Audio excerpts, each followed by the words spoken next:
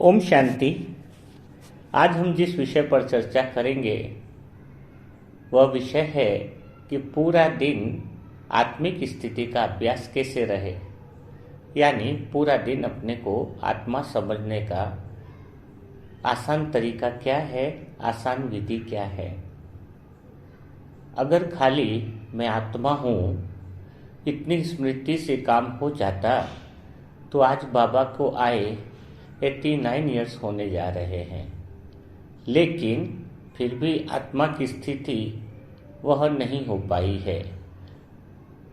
बाबा चाहता तो पहले दिन ही बता देता कि मैं आत्मा हूँ, समझ लो, तो फिर दूसरा कुछ मुरली चलाने की जरूरत ही नहीं पड़ती। लेकिन खाली मैं आत्मा हूँ यह समझने से आत्मिक स्मृति नहीं बन पाती है। तो ऐसा क्या किया जाए जिससे कि आत्मिक स्थिति बहुत अच्छी बन जाए, बार बार यह याद करने की ज़रूरत न पड़े कि मैं आत्मा हूँ। वैसे तो साधारण शब्दों में तो सबको पता है कि कोई भी डॉक्टर जब जाता है तो उसको याद करना नहीं पड़ता है कि मैं डॉक्टर हूँ। कोई इंजीनियर होता है तो उसको दिन भर यह स्मृति नहीं करनी पड़ती है कि मैं इंजीनियर हूँ।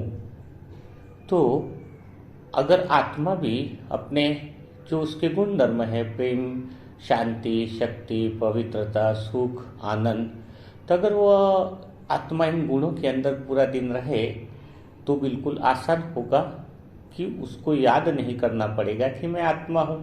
यानी पूरा दिन हर कर्म के अंदर प्रेम ही प्रेम रहे, सबके साथ प्रेम का व्यवहार रहे, तो ऑटोमेटिकली स्मृति रहेगी कि मैं आत्मा हूँ। लेकिन यह सब बातें बात की हैं। सबसे पहले जो आत्मा का स्थिति बना रहे उस चीज को समझने के लिए आत्मा की जो जीवन यात्रा है, आत्मा की जो यात्रा है उसको समझना होगा बहुत अच्छे तरीके से। क्योंकि जैसे ही ब्राह्मण जीवन आया तो पहले दिन तो मैं आत्मा हूँ और थोड़े टाइम प्रैक्टिस भी कर ली, इसके बाद रोज मुरली सुनते हैं, लेकिन मैं आत्मा हूँ उसका अभ्यास करना भूल जाते हैं। या फिर यह गलत फहमी हो जाती है कि मुझे तो पता चल ही गया कि मैं आत्मा हूँ, अभी मुझे प्रैक्टिस करने की क्या ज़रूरत है। यह सबसे बड़ी गलत फहमी है जिसकी वजह से आत्मिक स्थिति नहीं बन पाती है। जबकि रोज सबसे पहला काम, सभी पुरुषार्थ के बाद में पहला पुरुषार्थ यही है कि मैं आत्मा हूँ, इसका स्वचिंतन और स्व अभ्यास बनता जाए। इसका कारण यह है क्योंकि पहले दिन जिस दिन यह समझ में आया कि मैं आत्मा हूँ, तब अपनी बुद्धि ने इस बात को तुरंत ग्रहण अच्छे से नहीं किया, क्योंकि बुद्धि अपनी तमो प्रधान हो गई है। तो जैसे जैसे ज्ञान में आगे बढ़ते हैं तो बुद्धि सतो प्रधान होती जाती है। तो उस समय जब मैं आत्मा पहले दिन बोलती थी और आज जब मैं बोलूँ मैं आत्मा हूँ, तो उसकी प्रैक्टिस में फर्क पड़ेगा। आज बुद्धि जल्दी ही एक्सेप्ट करने लग सकती है अगर रोज बुद्धि को फिल्टर कर रहे हैं, रोज ज्ञान का मन चिंतन कर रहे हैं। तो आज पहले दिन हम इस बात का अभ्यास करेंगे कि आत्मा की यात्रा कैसी थी। वैसे तो 5 स्वरूप का भी अभ्यास डेली करते हैं और स्वदर्शन चक्र भी घुमाते हैं, लेकिन उस स्वदर्शन चक्र और 5 स्वरूप के अभ्यास से इतना फायदा नहीं होता कि मैं सतयुग में देवता थी, फिर पूज्य थी, मैं पुजारी बनी, मैं ब्राह्मण बनी, मैं फरिश्ता बनी और हो गया स्वदर्शन चक्र। नहीं, इस स्वदर्शन चक्र को इस तरीके से रटना मन भक्ति मार्ग की बातें हो जाएंगी। इसको अनुभव कैसे करना है? तो देवता थे, पूज्य भी थे, पुजारी भी बने, ब्राह्मण भी बने, फरिश्ता भी बने, लेकिन उस बाहर के रूप को आज नहीं देखेंगे। सतयुग में आत्मा कैसी थी, उसका अनुभव कैसा था, उन बातों को देखना होगा। तो जो आत्मा की यात्रा को हम समझेंगे कि सतयुग में आत्मा और कलयुग के अंदर आत्मा में क्या परिवर्तन हुआ, अगर इसकी स्मृति आ जाए तो फिर आत्मिक स्थिति का अभ्यास करना बहुत सहज हो जाएगा। तो आज थोड़ा इस पाठ के अंदर अपन अनुभव करेंगे कि आत्मा सतयुग में कैसी थी। परम धाम में आत्मा जब थी तब मन बिल्कुल नहीं चलता है, मन एकदम शांत, मन कि मैं आत्मा हूँ, उसके अलावा कोई स्मृति नहीं रहती है। यानी आत्मा में सुख है, शांति है, आनंद है, प्रेम है, सब कुछ है, लेकिन आत्मा इन सारे सुख, शांति, आनंद, प्रेम के जो गुण हैं वो मन के बिना अनुभव नहीं कर सकती है। तो आत्मा कब, लेकिन मन कब चलेगा? जब मन शरीर के साथ मिलता है, यानी जब उसको शरीर रूपी साधन मिलता है, तभी आत्मा क्या कहलाती है? जीव आत्मा। जब शरीर में प्रवेश करती है तो आत्मा जीव आत्मा बन जाती है। यानी परम धाम से हम आत्माएं नीचे आए थे वास्तव में सुख, शांति, आनंद का अनुभव करने, क्योंकि धरती पर आने पर अपना मन भी विचार करना चालू कर लेता है शरीर के साथ मिलने पर। तो जैसे हम सतयुग में आए तो इतने खुश थे, इतने आनंद में थे, इतने प्रेम में थे, क्योंकि आत्मा ऑलरेडी जो सुख स्वरूप है, शांत स्वरूप है, प्रेम स्वरूप है, तो वही मन के द्वारा अनुभव भी हो रहा था। तो सतयुग में आत्मा मालिक थी और मन क्या था? मंत्री। इसको इस तरीके से समझना है कि आत्मा मालिक थी, मन मंत्री था, और बुद्धि जो थी वो वजीर थी, और संस्कार जो थे वो अपनी सेना थे। और तीनों चीजें इतनी बहुत बढ़िया थी कि जैसे ही शरीर में प्रवेश किया तो आत्मा इसलिए आनंद में थी कि उसके सारे काम बुद्धि रूपी वजीर करता था और वह मन को बोलता था। मन मंत्री उसकी पालना करता था, और संस्कार यानी सेना, संस्कार कौन से थे? पवित्रता के, शांति के, आनंद के। तो अपने संस्कार रूपी सेना भी बहुत अच्छी थी। अब आत्मा जैसे ऑर्डर किया है बुद्धि को या मन को, तो वो मन और बुद्धि जो है वो ब्रेन को ऑर्डर करती है कि शरीर की जो पांचों कर्मेंद्रियां हैं उनको आदेश देती कि अभी ऐसा करना है। तो सतयुग के अंदर आत्मा की बात मन, बुद्धि और संस्कार को आदेश देने का था, और मन और बुद्धि और संस्कार जो है, मन जो मंत्री है, बुद्धि जो वजीर है, उनका आदेश की पालना पांचों कर्मेंद्रियां करती थी। यानी मैं आत्मा मालिक, मन, बुद्धि, संस्कार पहले नौकर हो गए मेरे, और मन, बुद्धि, संस्कार के जो नौकर हैं वो होगी 5 कर्मेंद्रिया और 5 ज्ञानेंद्रिया। तो मैं आत्मा बड़े आनंद के साथ सतयुग में रहती थी, क्योंकि कहीं भी कुछ गड़बड़ नहीं थी। मन मेरी बात मानता था, बुद्धि भी मेरी नौकर थी, और फिर कर्मेंद्रिय तक तो मुझे जाने की जरूरत ही नहीं थी, क्योंकि वो सारे काम मन और बुद्धि के द्वारा उनको ऑर्डर देकर हो जाते थे। अब धीरे धीरे क्या हुआ कि मैं आत्मा धीरे धीरे सारा साम्राज्य, सारा काम मन और बुद्धि के भरोसे छोड़ दिया।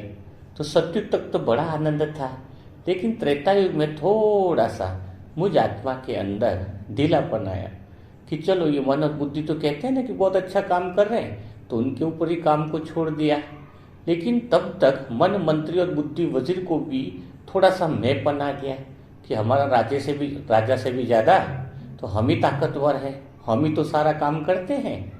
तो मन में मंत्री और बुद्धि को अंदर भी अपना मैंपन आ गया। अब वो शरीर को जो काम करवाते थे उनमें उनको लगता था कि हम ही सब कुछ है। और द्वापर युग जब तक, त्रेता युग जब खत्म हुआ, द्वापर युग चालू हुआ, तब तक तो अपनी पूरी स्थिति बदल गई थी। मन और बुद्धि ने तो कर्मेंद्रियों पे कब्जा कर ही लिया था, लेकिन द्वापर युग के बाद स्थिति इतनी भयानक हो गई कि कर्मेंद्रिय भी, शरीर भी अपने आप को सब कुछ समझने लग गए, और उल्टा वो मन को चलाने लग गए कि वो मन से भी ज्यादा ताकतवर है। पहले तो मन और बुद्धि अपने आप को बहुत कुछ समझते थे। अब द्वापर युग के बाद धीरे धीरे स्थिति ऐसी हुई कि कर्मेंद्रिय शरीर की जो हैं वो उन्होंने मन को भी वश में कर लिया।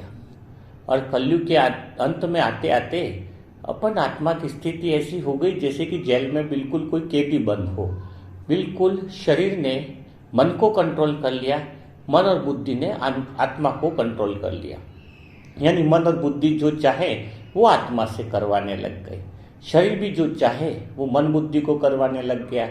यानी आत्मा गुलाम बन गई इस मन और बुद्धि की, और मन और बुद्धि गुलाम बन गए शरीर के। और कलयुग में आते आते मैं आत्मा इतनी गुलाम बन चुकी कि बिल्कुल चीख पुकार करती रही, स्वयं को ही भूल गई। और तब परमात्मा ने आकर, शिव बाबा ने आकर यह एहसास दिलाया कि तुम आत्मा हो, तुम मालिक हो, तुम मन बुद्धि संस्कार की भी पहले मालिक थी, और इस शरीर रूपी कर्मेंद्रियों की भी मैं आत्मा मालिक हूँ। अब इस संगम युग में अपने को स्मृति तो आ गई है कि मैं आत्मा मालिक हूँ, लेकिन जैसे ही अपन मन और बुद्धि को बोलते हैं कि मैं तुम्हारी मालिक हूं, तो मन और बुद्धि मानने को ही तैयार नहीं है। मन कहता है कि मेरा मालिक इतना फकीर कैसे हो सकता है। जब तक तुम अपने चीज़ों को, अपने गुण और शक्तियों को नहीं दिखाएंगे, तब तक मन और बुद्धि कैसे कंट्रोल में आ सकती है। तो इस संगम युग पर हर समय पूरा दिन अगर ये स्मृति रहे कि मुझे याद दिलाना है कि मुझे तो याद आ गया है मैं आत्मा हूँ, हर एक ब्राह्मण आत्मा को भी पता चल गया कि मैं आत्मा हूँ, लेकिन यह बात अपने मन और बुद्धि मानने को तैयार नहीं है। और मन और बुद्धि मानने को तैयार नहीं, ऊपर से होगी काम विकार, विकारों की, संस्कारों की सेना, वो भी बड़ी विकराल रूप में है, जो पूरा दिन अपने पे हावी रहती है। और ऊपर से हो गया शरीर रूपी कर्मेंद्रिया, जो बार बार इधर उधर दौड़ाती रहती है। तो सबसे पहले आत्मिक स्थिति दिन भर रहे, उसके लिए सबसे बेस्ट जो काम करना है वो यह करना है कि मैं आत्मा स्वयं में इतनी भरपूर होकर के मन और बुद्धि को बताऊं कि मुझ आत्मा में अपार शांति है, मुझ आत्मा में अपार शक्ति है, मुझ आत्मा के अंदर वही मैं आत्मा हूँ जो सत्य की आत्मा हूँ, मास्टर सर्वशक्तिवान आत्मा हूँ। जितना स्वयं से बातचीत करेंगे, स्वयं की गुण और शक्तियाँ जो आत्मा में है वो अपने मन और बुद्धि को बताएंगे, निरंतर मुरली का चिंतन चलेगा, तो फिर वही जो बुद्धि भगवान ने वरदान दिया है कि दिव्य बुद्धि है। दिव्य बुद्धि का अर्थ क्या हुआ कि अभी अपनी बुद्धि अशुद्ध बन गई है। सत्युग में बुद्धि शुद्ध थी, तो यह अशुद्ध बुद्धि को धीरे धीरे जैसे समझ देंगे, जैसे ज्ञान देंगे, तो वह बुद्धि धीरे धीरे शुद्ध होती जाएगी, उसको भी स्मृति आती जाएगी। जब उसके अंदर ज्ञान का मनन चिंतन चलेगा, ज्ञान की गहराइयाँ चलेंगी, जब बुद्धि को कुछ मिलने लग जाएगा, बुद्धि शुद्ध होने लग जाएगी, मन भी शुद्ध होने लगेगा, और तब उनको भरोसा हो जाएगा, विश्वास हो जाएगा कि यही आत्मा है जो हमारी मालिक है। इनके समय में, इनके राज्य में हम कितना खुश थे, इनके समय में हम कितना आनंद में थे।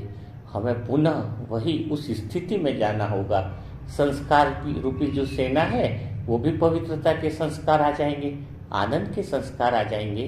तो करना कुछ भी नहीं है, बस मैं आत्मा मालिक हूँ, शरीर के बंधन में कुछ काम नहीं करूँगी, कर्मेंद्रियों के अनुसार वश में आकर मैं आत्मा कुछ काम नहीं करूँगी, मन और बुद्धि के वश में आकर मैं आत्मा कुछ काम नहीं करूँगी। अगर मुझे चाय पीने की इच्छा हो रही है तो समझ लो कि शरीर की कर्मेंद्रिया चाय पीने के लिए बोल रही है, मैं उल्टा करूँगी, नहीं मुझे आज चाय नहीं पीनी है। कोई बोलता है सुबह बहुत आदत है चाय पीने की, सुबह चाय नहीं मिले तो मेरा काम नहीं चलता, तो तुरंत समझना होगा कि शरीर की कर्मेंद्रिया बोल रही है और मैं आत्मा मालिक हूँ, तो मैं इनकी बात क्यों मानूं कि भाई मुझे ज़रूरत नहीं है अभी चाय नहीं पीनी। योग में बैठे हो, 15 मिनट बैठे हो, शरीर काम नहीं कर रहा है, हाथ पाँव दर्द कर रहे हैं, तुरंत आदेश, नहीं अभी आधा घंटा और बैठना है, 20 मिनट और बैठना है। यानी मालिकपन बनकर जब तुम शरीर की कर्मेंद्रियों को थोड़ा थोड़ा करके काम कराना चालू कर दोगे, तो वो मालिकपन की स्मृति बहुत बढ़ जाएगी। खाली मैं आत्मा हूँ यह स्मृति रखने से कुछ भी नहीं होने वाला है। क्यों? क्योंकि कर्मेंद्रिया बात मानेंगी ही नहीं। जब इसके साथ यह स्मृति रहे कि मैं आत्मा मालिक सत्युग में भी थी और मैं आत्मा भी मालिक हूँ, मैं अब शरीर की गुलाम नहीं रहूँगी, मैं अपने मन और बुद्धि संस्कारों की गुलाम नहीं रहूँगी, तो फिर पूरा दिन आत्मिक स्थिति का अभ्यास बहुत अच्छे से हो जाएगा। जैसे उदाहरण के लिए अभी मैं रास्ते पे जा रही हूँ, मैं आत्मा, अंदर से किसी पराई स्त्री को देखा, उदाहरण बता रहा हूँ, मैं आत्मा प्रैक्टिकल रूप में, और मन में आ गया गलत विचार, गलत भाव पैदा हुआ, तो कुछ भी टेंशन लेने की जरूरत नहीं है। मैं आत्मा आराम से हूँ और अपने मन को देख रही हूँ। तुरंत पता चला कि मन में विकार का भाव उत्पन्न हो रहा है, तो सिंपल रूप में साक्षी दृष्टा होकर देखना है कि आराम से चेंज हो जाएगा। मन में विकारी भाव है तो मैं तो आत्मा पवित्र स्वरूप हूँ। जब मैं आत्मा मालिक रूप में मन को ये याद दिला देती हूँ तो मन का भाव बदल जाता है। लेकिन क्या होता है कि आत्मा उस स्थिति के साथ जुड़ जाती है, स्वयं को उस स्थिति के साथ अगर आत्मा जोड़ देती है तो फिर वह आत्मा जो आत्मिक स्मृति थी वो नहीं बन पाती है।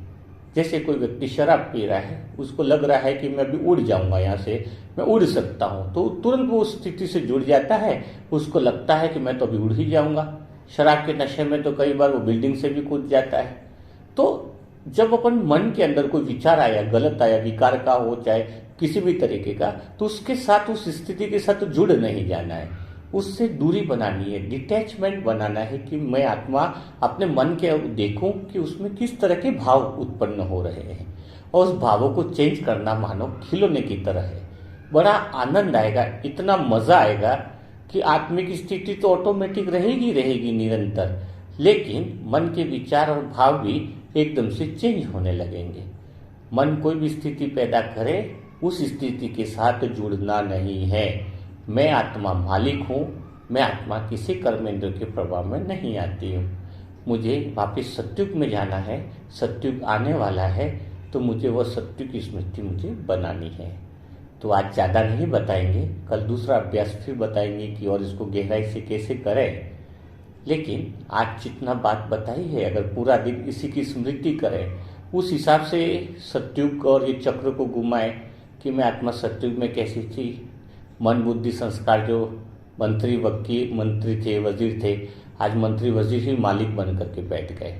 तो जब ये अपनी आत्मा की हिस्ट्री कि मैं आत्मा पहले कैसी थी और आज कैसी हूँ, उसके अंतर को अगर महसूस करेंगे तो वापस वो स्थिति पुनः लाने में इतनी मुश्किलात नहीं होंगी।